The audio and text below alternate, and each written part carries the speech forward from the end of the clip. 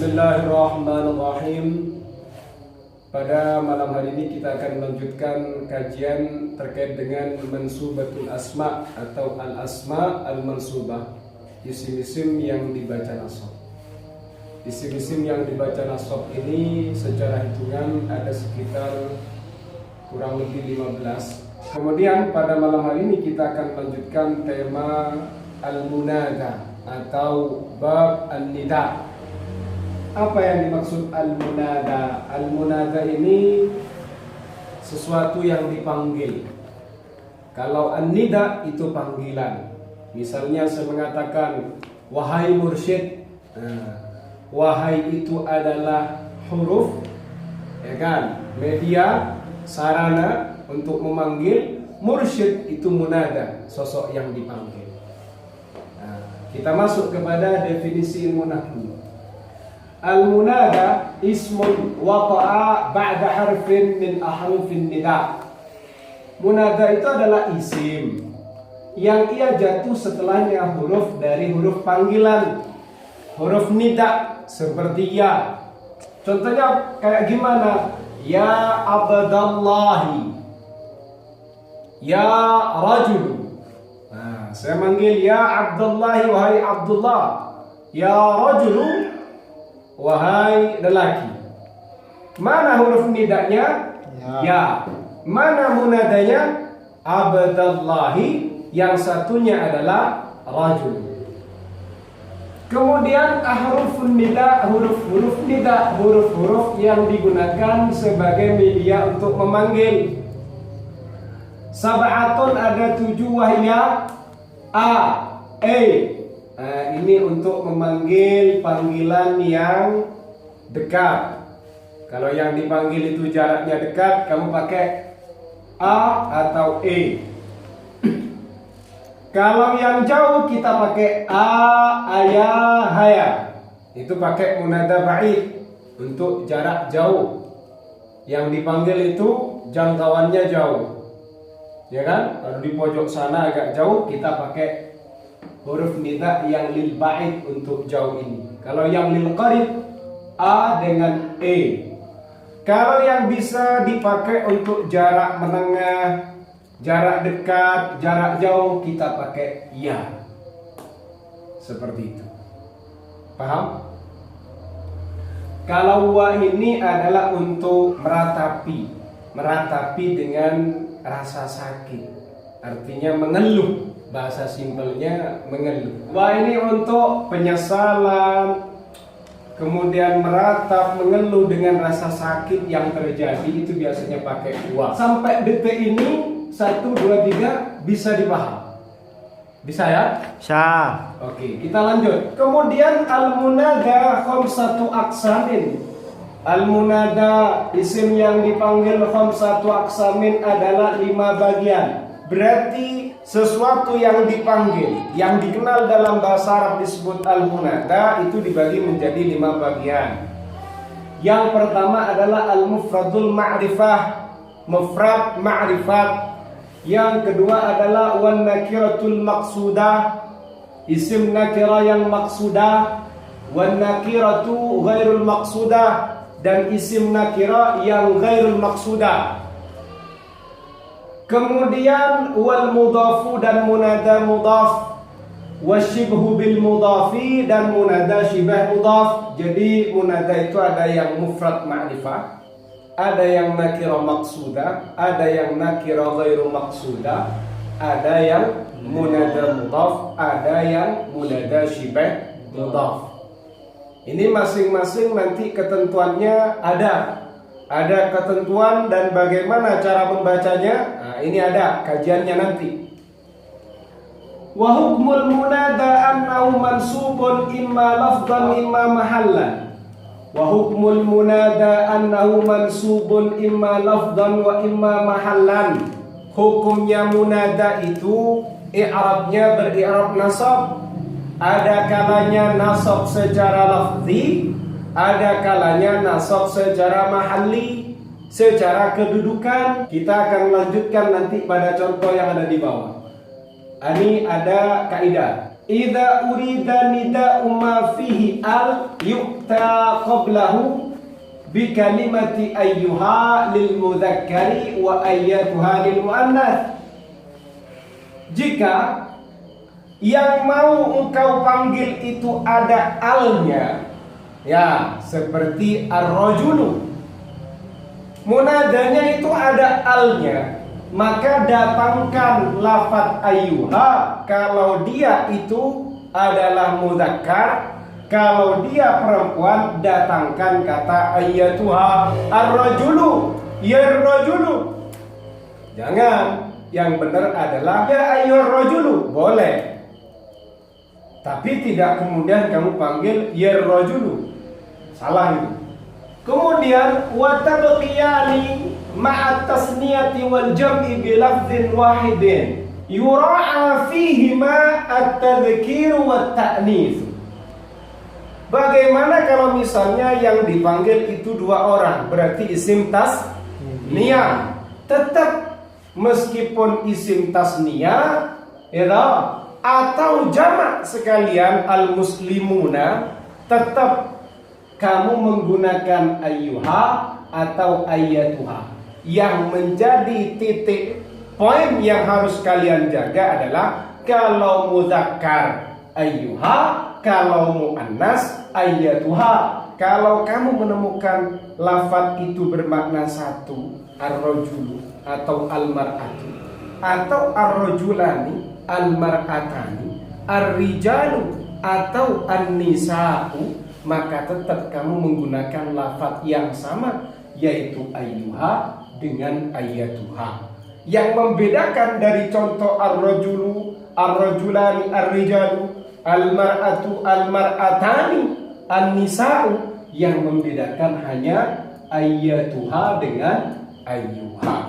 Baik satu ayyuha, dua ayyuha, tiga ayyuha. Ayyatuha juga sama, satu, dua, tiga lebih pakai ayyatuha. Au yu'ta bismil isyarati, atau kalau kamu tidak mau mendatangkan ayyuha dengan ayyatuha, kamu datangkan dengan isim isyarah. Contohnya kayak gini. Fal awwalu ka qouli ta'ala ya ayyuhal insan. Ada kata ayyuha. Kalau yal insan aneh, tidak boleh secara kaidah. Kemudian ada lagi ya ayyatuhan nafsul mutmainnah irji'i ila rabbiki radiyatan mardiyah. Ada lagi ya ayyuhan nas. Kalau di sini kan al-insan, di sini an-nas. Kan beda. Kalau al-insan manusianya berapa huruf? Satu. Kalau an-nas banyak kan begitu. Ada lagi ya hadzal rajulu, ya hadhil mar'atu. Illa idza kana al-munada lafzul jalalati. Kalau lafzul jalalah Allah kan sudah ada alnya, tidak seperti itu. Paham? Ya Allah boleh. Paham? Kita akan melanjutkan ahkamul munada, hukum-hukumnya isim yang dipanggil atau al-munada. Ahkamul munada, hukum-hukumnya munada. Satu, al-mufradul alam atau nama lainnya al-mufradul ma'rifah. Itu hukumnya adalah mabniun ala alamati raf'i. Berarti yang kayak gini namanya nasab mahalli.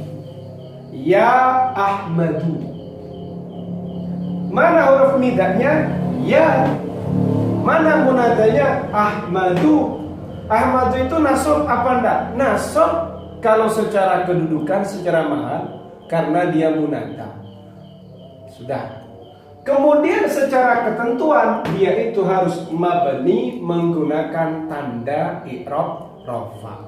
Ahmadu itu ketika rafa dia pakai tanda dhamma. Kemudian ada lagi an-nakiratul maqsudah. Nakirah umum. Isim yang masih umum itu nakirah.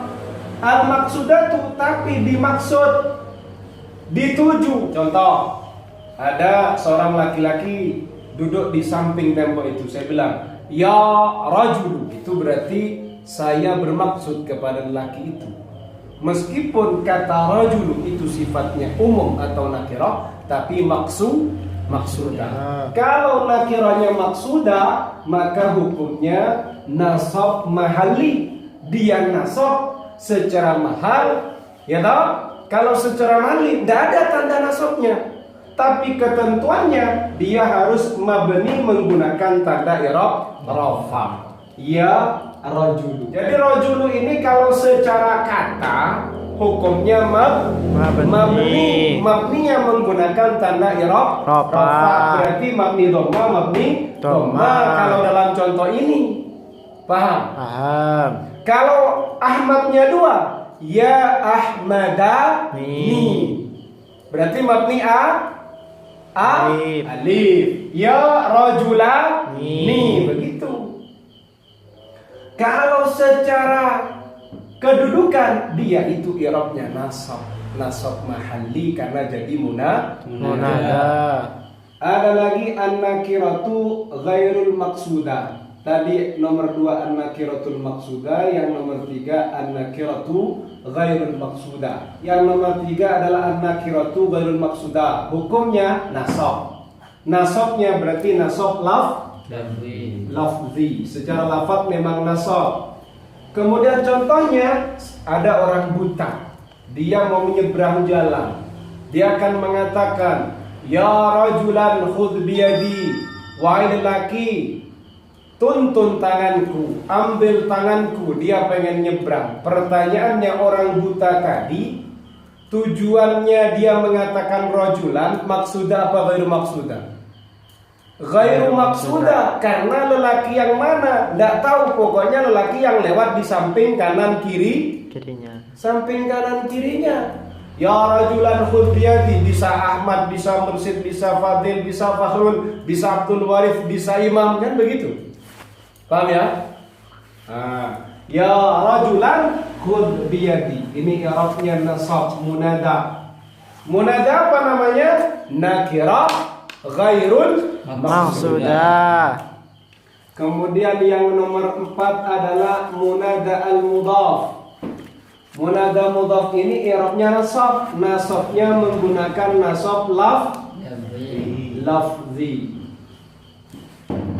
Contoh, ya Abdallahi, wahai Abdullah. Munada apa Mursyid? Mudhaf. Munada mudhaf i'rabnya apa? Nasab secara lafzi. Ya Abdallahi, ini titik tekannya. Kalau Allahi itu mudhaf ilaih, hukumnya mudhaf ilaih selalu berirab jar. Ada lagi bukan mudhaf tapi asyibhu bil mudhaf. Begitu. Syibhu bil mudhaf ini adalah serupa dengan mudhaf. Bagaimana asyibhu bil mudhaf ini? Disamakan dengan mudhaf. I'rabnya apa? Nasab lafzi. Contoh, ya tali'an jabalan. Ya tali'an, wahai orang yang mendaki jabalan pada gunung. Tali'an, jabalan ini punya keterkaitan antara kata tali'an dengan jabalan, itu punya keterkaitan. Mirip dengan mudhaf. Tapi bukan mudhaf. Kenapa? Apa perbedaannya? Karena ya tolian ini bisa beramal kepada kata jabalan. Jabalan menjadi maf'ul bihnya kata tolian. Tolian mendaki, jabalan pada gunung. Sama-sama punya keterkaitan. Ini juga punya keterkaitan tapi beda makna. Di sini namanya mudhaf, di sini namanya syibah mudhaf. Apa yang membedakan antara yang pertama dengan yang kedua? Yang kedua di sini, lafaz yang pertama beramal kepada lafaz yang kedua. Itu terkait dengan kajian kita tentang al-munada. Bisa dimengerti ya? Bisa. Mengikuti mahadhal liqa bi qiraati hamdalah jama'atan.